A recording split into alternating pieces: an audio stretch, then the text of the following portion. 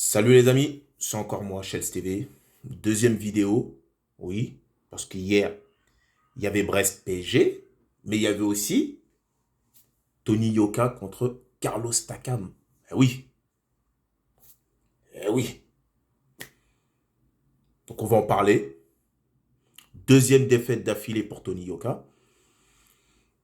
Et on est obligé de se poser des questions. Enfin, on se pose pas des questions, on le savait un peu. Ceux qui regardent la boxe, ceux qui savent déjà. Défaite contre Carlos Takam.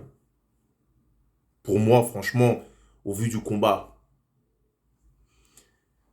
tu vois que le mec, il est plus en confiance. Tu vois que le mec, là, face à Martin Bacolé, tu vois que le mec, en fait, il a perdu plus qu'un combat.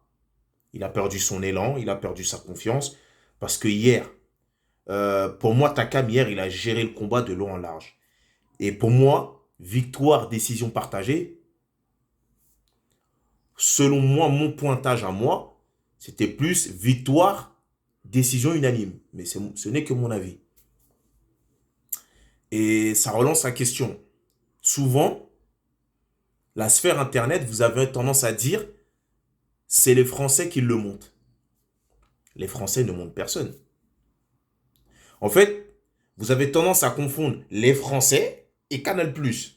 Canal+, ce n'est pas les Français. Canal+, c'est une chaîne de télé payante, mais Canal+, c'est une chaîne de télé avec qui Tony Yoka est sous contrat. Parce que c'est Canal+, qui diffuse ses combats, qui organise les soirées de ses combats, c'est Canal+. Et les histoires de conquête, tout ça, Tony Yoka, la conquête, c'est Canal+, c'est un titre Canal+. Sinon, vous entendez ça nulle part ailleurs. Si vous voulez vous en prendre, ne vous en prenez pas aux Français, prenez-vous-en à Canal+. Bien sûr, c'est Canal+, qui le monte. C'est Canal+, son diffuseur, c'est Canal+, qui le monte. C'est Canal+, Daniel Riolo avait fait un... Daniel Riolo, on parle bien. Euh, c'est Canal+, qui l'a hypé, en fait. Parce que, oui, les Français, Canal+, c'est une chaîne française, ça fait vendre. Oui, parce qu'il est vendeur, ça fait vendre. Et Canal+, c'est une société qui est là pour faire du business. Donc, dans la boxe française, aujourd'hui, dans la boxe en France, c'est lui la tête d'affiche. Mais, au début, il a commencé tout en bas, c'est logique, il a commencé tout en bas, il battait les gens assez facilement. Mais là, aujourd'hui, il est arrivé déjà, Martin Bacolé l'a réglé. Et là, hier, face à Carlos Takam, on respecte la carrière qu'il a eue. Il a affronté des grands Anthony Joshua, Joe Joyce, les machins, ces mecs-là. D'ailleurs, il n'a pas été ridicule. Mais là, on voit, Yoka, il arrive face à un Carlos Takam, 42 ans, qui est plus sur la fin. Mais bon, après, ça veut rien dire, c'est parce que George Foreman a gagné un titre à 45 ans. Donc, ouais, ça veut... Enfin bref, on va pas rentrer dans les trucs comme ça. Là, ça veut rien dire, mais bon. Carlos Takam, c'est pas le plus ouf de la catégorie et tout le monde le sait.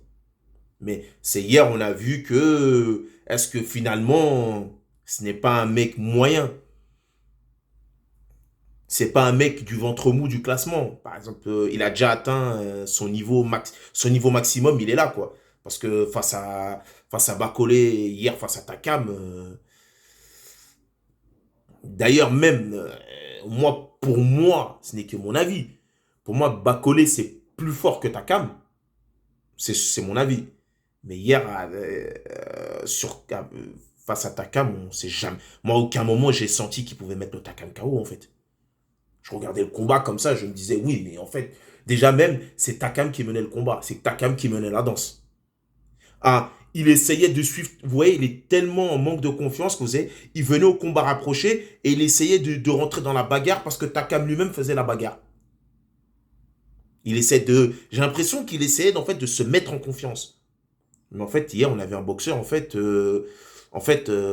la défaite, selon moi, selon ce que j'ai vu, la défaite face à Martin Bacolé, ça l'a détruit. Psychologiquement, on l'a perdu, il est plus là. Parce qu'hier, il avait tendance à suivre le... c'est Takam qui a imposé le style dans le combat. Il en a envoyé quelques-unes, c'est normal. Il en envoie quelques-unes, c'est normal. Sinon, il aurait été KO. Enfin, moi, je l'ai trouvé relativement inoffensif, en fait. Takam, il a affronté plus dangereux que ça. Excusez-moi. Mais aujourd'hui, pour moi, même si lui-même, il fait pas attention, il risque d'être lâché par Canal+. C'est, je pense, une défaite, deux défaites. Je pense pas que Canal, ils vont continuer à hyper quelqu'un qui perd. Mais tout ça, c'est la faute à qui? Au début, ce mec, il a la chance, il a débuté dans le monde, il est arrivé dans le monde professionnel avec beaucoup de sponsors, avec des diffuseurs, avec des machins. C'est ce qui est dangereux, en fait. Il a été monté trop vite, il n'a pas eu le temps de faire ses petits trucs dans son coin, faire ses preuves dans son coin tranquillement. C'est pas ce qui s'est passé. Il a été tout de suite monté la conquête du titre. Et après, il a battu quelques gars, je vais pas dire des peintres, parce que ce serait manquer de respect à tous les boxeurs professionnels de la terre, enfin, professionnels et amateurs, qui s'entraînent tous les jours, qui font ce qu'il faut. Il a affronté des gens de son niveau, mais là, maintenant, bon, il a 30 ans. Pour un poids lourd, c'est relativement jeune encore. Mais il doit prendre son temps, apprendre son métier de boxeur professionnel, affronter des gars, s'endurcir. Et, euh, et voilà, pour l'instant, c'est pas ça. C'est pas ça. Hier, on a vu, qu'est-ce qu'il moi, personnellement, j'ai vu face à Takam, qu'est-ce qu'il aurait pu... Il est plus grand que Takam. Il a une plus grande allonge, mais il était inoffensif. Ou alors, c'est vraiment... Ou alors, mais Takam l'a dit, il a vraiment bien préparé son combat. Et j'ai bien aimé à la fin Carlos Takam qui dit au public, soutenez-le. C'est votre poids lourd, c'est un Français, soutenez-le, donnez-lui la force, donnez-lui le courage. Oui, on veut bien te donner le courage, mais on n'est pas aveugle non plus. On voit que il y a certes, il a été un peu trop hypé, il a été un peu trop monté un peu trop vite. Il doit peut-être un peu revenir un peu en arrière, affronter des gens, se remettre en confiance.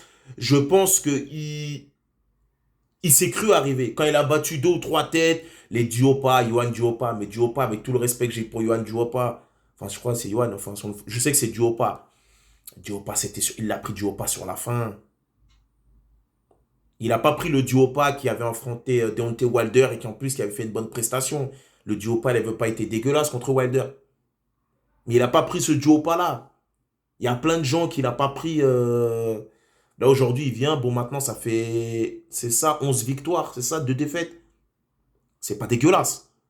Mais je pense qu'il doit revenir. Il doit revenir et apprendre. Déjà, reprendre confiance, c'est mieux pour lui.